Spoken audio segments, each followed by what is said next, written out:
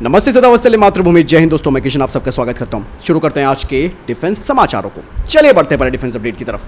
दोस्तों, HAL और साफरन helicopter engine private limited ने 13 टन के मीडियम लिफ्ट क्लास IMRH और DBMRH के लिए नई पीढ़ी के हाई पावर इंजन अरावली के लिए संयुक्त डिज़ाइन, विकास, निर्माण, आपूर्ति और सपोर्ट को शुरू करने के लिए एक एयरफ्रेम कॉन्ट्रैक्ट पर साइन किया है, जिसे HAL के द्वारा डिज़ाइन और विकसित किया जा रहा है। और इस तरीके का सहयोग न केवल IMRH और DBMRH प्लेटफॉर्म की ऑपरेशनल क्षमताओं को सुनिश्चित करेगा, बल्कि इंजन टेक्नोलॉजी में आत्मनिर्भरता को मजबूत करते हुए महत्वपूर्ण डिफेंस टेक्नोलॉजी के स्वदेशी विकास में भी योगदान देगा।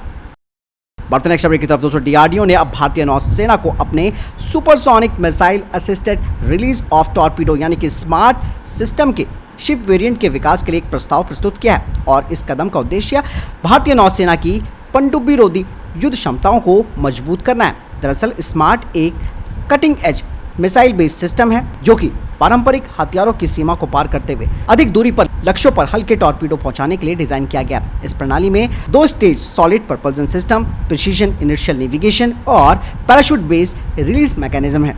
स्मार्ट के सफल जमीनी आधारित परीक्षण किए जा चुके हैं, जिसमें कि सिमेट्रिक सेपरेशन, इजेक्शन और वेलोसिटी कंट्रोल का सफलतापूर्वक परीक्षण किया जा चुका है। और इस सफलता के आधार पर DRDO जहाज आधारित यानी कि शिप बेस्ड डिप्लॉयमेंट के लिए इस प्रणाली को अनुकूलित करने की बात कर रहा है। इससे भारतीय नौसेना के प्लेटफॉर्म दुश्मन के युद्धपोतों को अधिक दूरी पर घेरने में सक्षम होंगे, जिससे भारतीय नौसेना के ऑपरेशनल दायरे का भी विस्तार होगा। और इंडियन नेवी वर्तमान में DRDO के प्रस्ताव का मूल्यांकन कर रही है, और यदि दोस्तों इसके लिए मंजूरी मिल जाती है तो जहाज आधारित स्मार्ट सिस्टम का विकास भारत की एंटी सबमरीन वॉरफेयर क्षमताओं में एक महत्वपूर्ण छलांग साबित होगा। बढ़ते नेक्स्ट अपडेट की तरफ। दोस्तों, रशिया की रूबिन डिजाइन ब्यूरो, जो कि सबमरीन और अंडर वाटर टेक्नोलॉजी में एक जानी मानी कंपनी मानी जाती है रशिया की, उन्होंने कहा है कि उनका भारत के साथ इस वक्त डिस्कशन चल रहा है ऑटोनॉमस अंडर वाटर व्हीकल्स को बनाने को लेकर। बता दें कि इसमें एक पार्टनरशिप की जाएगी दोनों देशों के बीच, और इस साझेदारी का उद्देश्य सिविलियन और मिलिट्री एप्लीकेशन में इनका इस्तेमाल करना होगा। रूबिन डिजाइन ब्यूरो ने हाल ही में आर्मी 2024 प्रदर्शनी में अपने इस नई टेक्नोलॉजी को प्रदर्शित किया है, जिसमें कि उन्होंने अपने ऑर्गस डी वेल 3000 और ऑक्टिविस सिस्टम का प्रदर्शन किया है। ये अत्याधुनिक AUV इस क्षेत्र में रशिया की विशेषज्ञता को प्रदर्शित करते हैं और भविष्य में भारत रूस सहयोग की संभावित क्षमताओं की भी एक झलक प्रदान करते हैं। आपको मैं बता दूं कि भारत और रशिया के बीच इस तरीके की साझेदारी को लेकर महत्वपूर्ण बातें हुई है, यानी कि दोनों ही देश अपनी अपनी ताकत का इस्तेमाल कर महासागर में अन्वेषण, वैज्ञानिक अनुसंधान, अंडर वाटर निगरानी, समुद्र तल का मानचित्रण सहित कई प्रकार के एप्लीकेशन में इस्तेमाल किए जाने वाले एडवांस AUV को विकसित कर सकते हैं। बढ़ते नेक्स्ट अपडेट की तरफ। दोस्तों, भारतीय सेना को हर्मिस 900 स्टार लाइनर ड्रोन, जिसे कि उन्होंने अडानी डिफेंस से ऑर्डर किया था, अब इन्हें पूरी तरीके से भारतीय सेना तैनात करने की योजना बना रही है। अडानी डिफेंस की तरफ से कहा जा रहा है कि उनकी तैयारी अब अंतिम चरण में है। हर्मिस 900 स्टार लाइनर, जिसे कि IA-901 नाम दिया गया है, इसे शुरू में मई में सेना को सौंपे जाने की योजना थी। हालांकि कुछ विशेष कारणों की वजह से ये जो टाइमलाइन थी उसे स्थगित कर दिया गया था। बठिंडा बेस पर तैनात की होने के बाद ये ड्रोन पाकिस्तान के साथ पश्चिमी सीमा पर महत्वपूर्ण निगरानी क्षमता बढ़ाएंगे।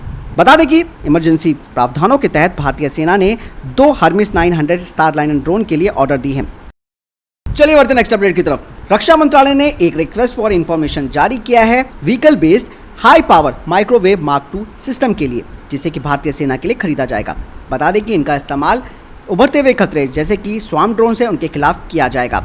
आपको बता दें कि इस सिस्टम के जो रडार सिस्टम है वो लो रडार क्रॉस सेक्शन वाले जो टारगेट्स हैं उन्हें डिटेक्ट और ट्रैक करने में सक्षम होने चाहिए, और इनका जैमर हॉस्टाइल ड्रोन को टारगेट करने में सक्षम होना चाहिए, और इसका RF detection system electro optical tracking system से लैस होना चाहिए।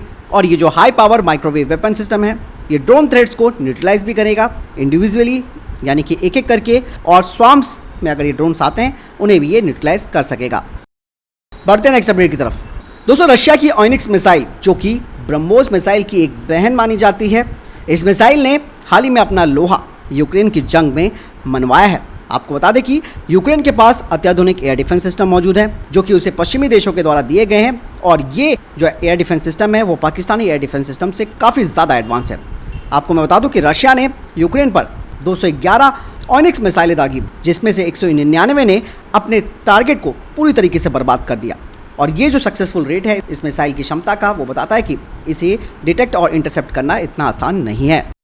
चलिए बढ़ते नेक्स्ट अपडेट की तरफ। आप सब जानते हैं कि AMCA फाइटर जेट प्रोग्राम के लिए जो स्पेशल पर्पस मॉडल व्हीकल का जो प्रस्ताव रखा गया था उसमें कई तरीके की चुनौतियों का सामना करना पड़ रहा है, लेकिन अब रक्षा मंत्रालय ने एक नया मॉडल इसमें अपनाना शुरू किया है जिसमें कि डेवलपमेंट कम प्रोडक्शन पार्टनर होंगे। यानी कि AMCA फाइटर जेट के लिए 2 अलग अलग प्रोडक्शन लाइंस तैयार होंगी, जिससे कि जो रोबोट सप्लाई चेन है वो और मजबूत हो सकेगी, जिससे कि देरी से बची जा सकेगी और जो डिस्ट्रप्शन हो जाता है सप्लाई चेन में वो भी नहीं हो पाएगा। रक्षा मंत्रालय ने अब ये भी डिसाइड किया है कि वो HAL और जो अनडिस्क्लोज प्राइवेट सेक्टर की कंपनियां हैं उन्हें फंडिंग भी मुहैया कराएगी, जो कि AMCA प्रोटोटाइप्स को तैयार करेंगे और उसके बाद इनका रिगरस टेस्टिंग की जाएगी और बेस्ट परफॉर्मेंस प्रोटोटाइप को सेलेक्ट किया जाएगा L1 बिडर के तौर पर, और इस तरीके से AMCA फाइटर जेट के जो राइट्स हैं वो भी सिक्योर हो पाएंगे।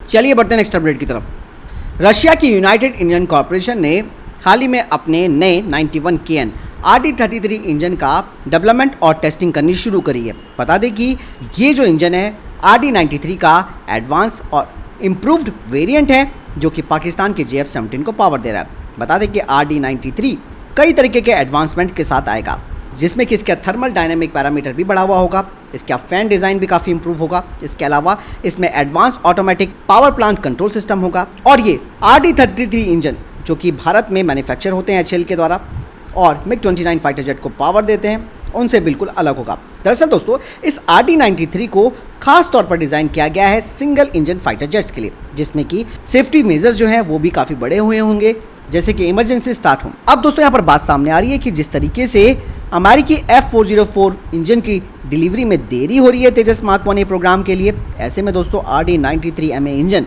एक ज़बरदस्त अल्टरनेट ऑप्शन हो सकता है भारत के Tejas mark 1A fighter jet program के लिए, क्योंकि दोस्तों ये काफ़ी ज़रूरी हो जाता है। हालांकि रशिया के जो इंजन है दोस्तों वो काफ़ी फ्यूल खाते हैं, लेकिन अगर हमारे पास ऑप्शन नहीं होगा तो हमें यही चुनना पड़ेगा।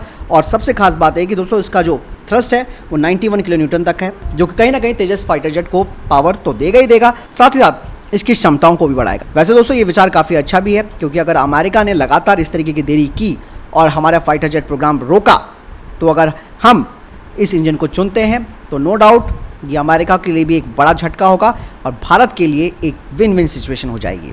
इस बारे में आपकी क्या राय है मुझे कमेंट सेक्शन में लिखकर जरूर बताइएगा। बढ़ते नेक्स्ट अपडेट की तरफ। दोस्तों भारतीय नौसेना ने अपनी समंदर के अंदर क्षमताओं को बढ़ाना शुरू कर दिया और आप सब जानते हैं कि हाल ही में INS अरिघात को भारतीय नौसेना में शामिल किया गया। लेकिन दोस्तों भारत अब यहीं रुकने वाला नहीं है। अब कहा जा रहा है कि भारतीय नौसेना तीसरी SSBN INS अर्धिमान को अगले साल कमीशन करने वाली है। रिपोर्ट्स के मुताबिक भारत अब 190 मेगावाट रिएक्टरों के साथ 13,500 टन वजनी SSBN को भी तैयार कर रहा है। हालांकि इनका निर्माण होने में 10 साल का वक्त लगेगा। बढ़ते नेक्स्ट अपडेट की तरफ। दोस्तों अभी तक खबरें ये आ रही थी कि बांग्लादेश पाकिस्तान से हथियार खरीद रहा है, क्योंकि दोस्तों ये खबर मैंने इसलिए भी अपडेट में नहीं ली क्योंकि जब तक कंफर्म नहीं हो जाता तब तक हम भी नहीं चाहते कि कोई भी खबर ऐसी गलत आपके सामने प्रसारित की जाए।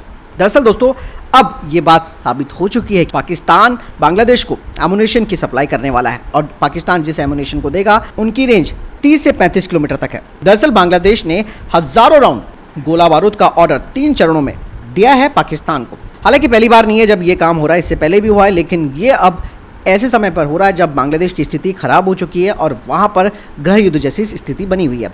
लेकिन दोस्तों यहाँ पर प्रॉब्लम इस बात की है कि कहीं बांग्लादेश को इस बात का डर सता रहा है कि भारत उस पर अटैक ना कर दे, और हो सकता है यही वजह होगी कि पाकिस्तान के साथ वो हथियारों की डील कर रहा है, लेकिन भारत के सामने तो वो 1 घंटा भी नहीं टिक सकता। ये बात खुद बांग्लादेश को भी पता है। दरअसल दोस्तों 40,000 से अधिक जो राउंड है गोला बारूद के, इसके अलावा 40 टन RDX और जो हाई वेलोसिटी वाले प्रोजेक्टाइल्स हैं वो भी बांग्लादेश को दिए जाएंगे और इनका निर्माण पाकिस्तानी ऑर्डिनेंस फैक्ट्री के द्वारा किया जाएगा। और आप सब जानते हैं कि पाकिस्तानी ऑर्डिनेंस फैक्ट्री के द्वारा बनाया गया जो गोला बारूद है उसने यूक्रेन की जंग में खुद यूक्रेन को बड़ा नुकसान पहुंचाया, जिसकी वजह से यूक्रेन को काफ़ी नुकसान झेलना पड़ा। बढ़ते नेक्स्ट अपडेट की तरफ। भारतीय वायुसेना के जागवार स्ट्राइक एयरक्राफ्ट में अब 2 Israeli Rampage air to surface मिसाइलें लगाई जाएंगी। गोया शिपयार्ड के द्वारा पहला पॉल्यूशन कंट्रोल वेसल लॉन्च किया गया है जिसका नाम समुद्र प्रताप है। इसे इंडियन कोस्ट गार्ड को दिया जाएगा। इसमें 60% स्वदेशीकरण है।